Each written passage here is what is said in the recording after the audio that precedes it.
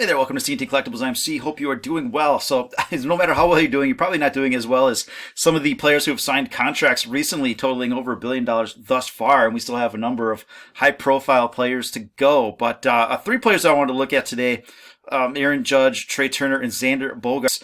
Committed to some pretty long-term deals. They're signing around age 30. That's going to bring them around to their age 40 season. And so we know that those contracts aren't wildly favorable for the teams over the long term, but the hope is, can they do something within the next couple of years, take advantage of performance in the first half of that contract, and then they'll pay the piper in the back half. But for us, just because Major League Baseball teams are paying a lot of money doesn't mean we should or have to. So let's just take a look at the cards of these players and see what we want to do, if anything.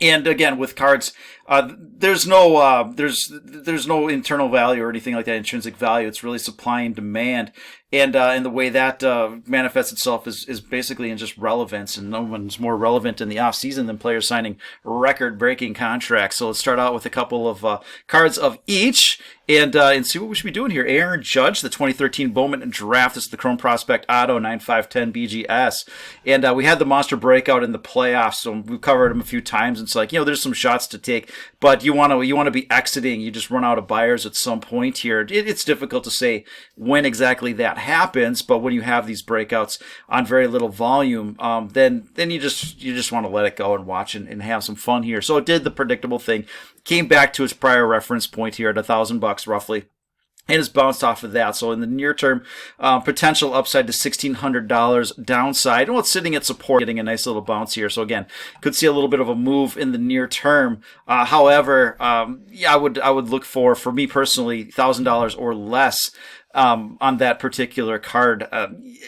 With his track record, he had a career year. It also happened to be a contract year, and those things can happen where players just put on this monster performance. Now in the next couple of years, does have a history of being slightly injured, and so that may present a better opportunity to buy if you are patient. So right now, kind of your line in the sand, I think, is at that $1,000 level. Again, this support line, as long as it holds, recently it got below that and was quickly picked up again. Your risk reward does set up a little bit favorably for some upside, but I think if you're very, very patient, you wait for a potential slump, injury, something like that, you get a better crack at it. So his Topps Chrome Refractor 2017, kind of the same thing, returning a bit to the scene of the crime. Monster rip on this one here, and I think if you're patient, you get it for a little bit cheaper price for those of us who don't want to spend $1,000 on the auto, maybe a little higher end base card or something like that. Presents a better opportunity, and so currently that's sitting at $280, and I think if it came back closer to $200. Maybe a better line in the sand. Honestly, that 125 area looks really interesting if you're, again, incredibly patient. So, Trea Turner, his Bowman Chrome Auto, again, monster rip on the contract news here, and it's getting a little bit frothy. It was cheap for a while, but two sales brought it up to the top point of its range. So there's still upside. People have been willing to pay upwards of $330, $340 or something like that. Yeah, it looks like that. So again, there could be but it's so thin, it's really difficult to say what happens next. Again, we're not trying to predict; we're just trying to outline some risk reward.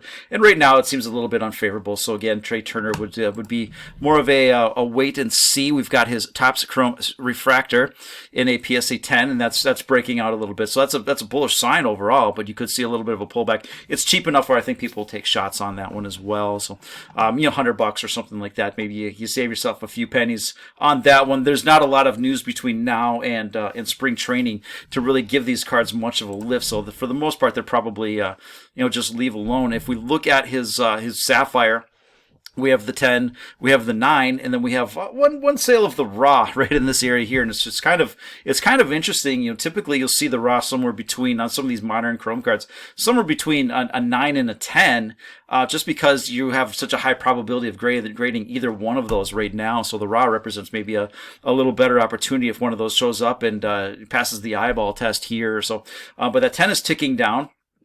And if the 9 starts to keep up there, that will if it's able to hold this price basically, then the value is too close together that people will just go for the 10 at that level here. But the next sale of the 9, if this trend holds, it could be down here. So again, probably a bit of a wait and see on that one. All right, Xander Bogaerts. This is the 2013 Bowman's Prospects Auto. This is a refractor number to 500.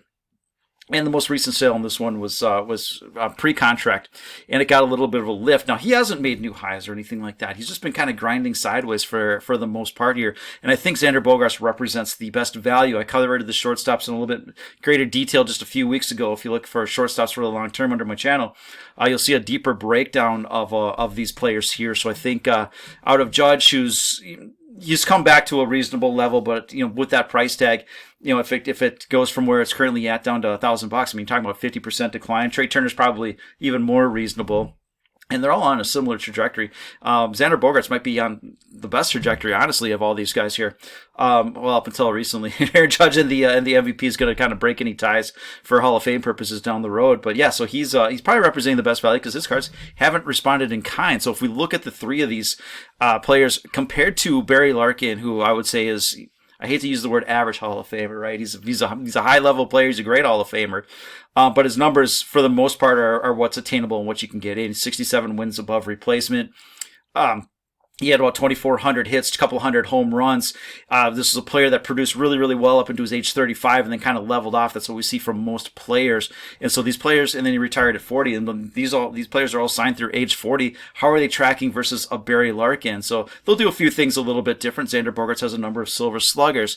Barry Larkin was really, really good at defense. Trea Turner, I think, has decent defense, but he's got a lot of speed. We'll see how that holds up.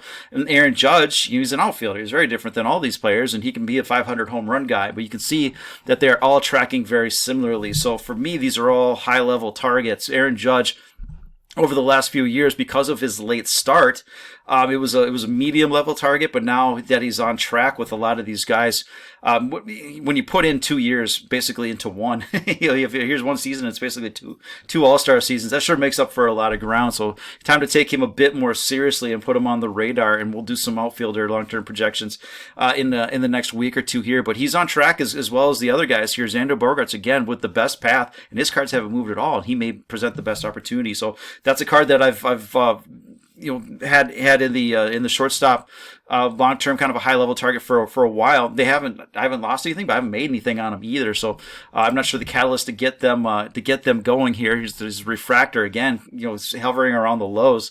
So I'm not saying, hey, this is where you're going to make a ton of money or anything like that, but he sure hasn't hurt, and he does seem to be on one of the better paths. Now, the one thing we have to be concerned about is he's going from Boston, which is a very favorable park, down to San Diego, which is about the worst park if you go by park factor. And a park factor of one means that you're doing the same at home as you did on the road. Okay, so if you have a park factor of 1, so this has runs, right?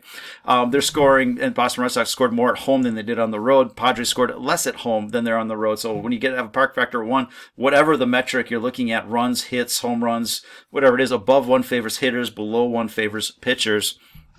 And the Padres do better on the road than they do at home, and so Xander is going to a seemingly less hitter friendly park here. So we'll see if that's being factored into his prices. Manny Machado and Fernando Tatis would say they do just fine. So we'll see how it goes here. But anyways, so a lot of those contracts, a lot of these players in the news, you just kind of let the news settle, see what happens. And Xander hasn't really been affected by this as much, and maybe the best target going forward. So that's just what I'm seeing. Wanted to throw something out. So anyways, appreciate you watching. Like, subscribe, do all that kind of stuff, and we'll talk to you later. Bye.